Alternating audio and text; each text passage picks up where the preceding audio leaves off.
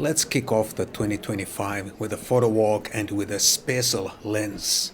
I'm gonna start off with a bokeh test picture because this lens should have a pretty special looking bokeh. By the way, sorry about my coat covering part of the frame. Okay, quite nice looking bokeh, but not what I expected. Those bokeh balls should have a clean oval shape. Now they look like rounded hexagonals or something. Minor disappointment. Let's move on and take one real picture, and what would be better than reflections? They always work and look awesome. Now you can see the scene behind me and part of the scene inside the cafe. The end result looks almost like a double exposure, which it kind of is, sort of. There is a beautiful sunshine outside, which is rare around late December, early January here in Helsinki. And I really want to take full advantage of that. Let's see if I can create the signature look of this special lens that I have mounted on my camera. And yes, look at that backlight, look at that horizontal flare. Both look amazing, at least to my eyes. Let's see if I can make another one because the light is awesome and backlight always works. Alright, these two girls are approaching. Let me click the shutter, and yes, this is even better than the first one. I like how the upper horizontal flare cuts across those girls' faces and the lower horizontal flare cuts across the faces of the people standing in the background. So the mysterious lens that I have is the Zero-Wave 40mm f1.8 anamorphic lens for Sony APS-C cameras. And there's also a disclaimer I have to say, Zero-Wave sent this lens to me. But other than that, this video is not sponsored by anyone. No one told me what to say and no money changed hands. I accepted this lens only because it's a little bit unusual and very interesting lens. So this is a 40mm anamorphic lens. And anamorphic lenses are primarily designed for video use, but in the past I have used anamorphic lenses for photography, and I find the results quite interesting and intriguing. So I was really happy to try out this lens, and because this is one of the few autofocus anamorphic lenses, it makes this really convenient to use also for photography and especially for street photography, which is my preferred photography genre. This Zero-Wave 40mm anamorphic looks quite big on my Sony a6700, but it's not nearly as heavy as it looks, and it feels actually quite comfortable on a small camera body like the a6700. One of the trademarks of anamorphic lens is the strong horizontal flare, and it's not for everyone's taste, but that's one of the reasons why some cinematographers love anamorphic lenses, and you can actually see that horizontal flare in many big budget movies if you pay attention. And another trademark is oval shaped bokeh balls.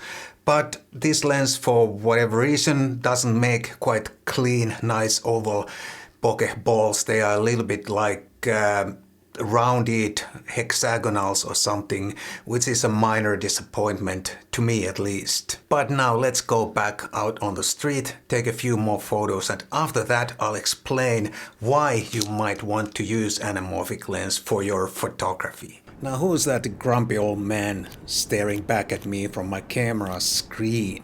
I try my best to ignore him.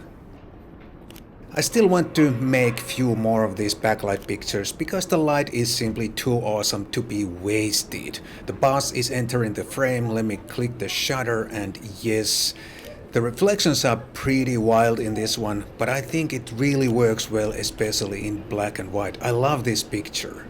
Alright, one more and then I'm done. And I love how the backlight makes all these characters stand out. And look at this one guy. He looks like a ghost or a creature from outer space. Pretty spooky looking figure. Okay, enough backlight. Let's look at something else, like maybe architecture. I think it's interesting when they start off a new building, they first construct the elevator shafts and then they build the rest of the building around those. Alright, nothing super special. Pretty light, nice saturated colors, but that's it. If you like my videos here on YouTube, please consider supporting my channel. You can buy me a coffee if you don't live in Finland, link down below. You can also buy my e-zines or get a channel membership, links down below, or just like and subscribe. And now let me explain what is anamorphic and why you might want to use it for your photography. This is not going to be a full tutorial, but more like a short explanation because most of you probably have never used an anamorphic lens for your photography. With an anamorphic lens, it's possible to make like semi-panoramic wide aspect ratio photos without a crop. So you can use your camera's full sensor resolution and still get this wide semi-panoramic aspect ratio. An anamorphic lens will squeeze the picture horizontally. So when you take the picture, it has the sensor native aspect ratio, but it looks distorted. But then in post, you have to stretch the picture horizontally to its final aspect ratio and final dimensions. You can do that with any post-processing app. I'm using Photoshop, but any other post-processing app that allows you to change the dimensions of the picture or the pixel count will work just as fine. This lens has 1.33 anamorphic ratio, so you multiply the horizontal pixel count by 1.33. The native pixel count of this camera sensor is 6192 by 4128 pixels, and the final de-squeezed anamorphic picture pixel count is 8233 by 4128. So the native 2:3 aspect ratio becomes approximately 1:2 aspect ratio, which is considerably wider than the standard aspect ratio of the sensor. Those extra horizontal pixels are of course interpolated in your preferred post-processing app, but it doesn't really degrade the image quality, and that is nothing to worry about. One minor downside is that Sony cameras don't have anamorphic support in camera. So when you look through the viewfinder or the back screen, the image looks distorted. However, you'll get used to that quite quickly, and it's not such a big deal after all once you start shooting. Now let's go back out on the street and shoot a few more anamorphic pictures, and then I'll share my final thoughts on this lens.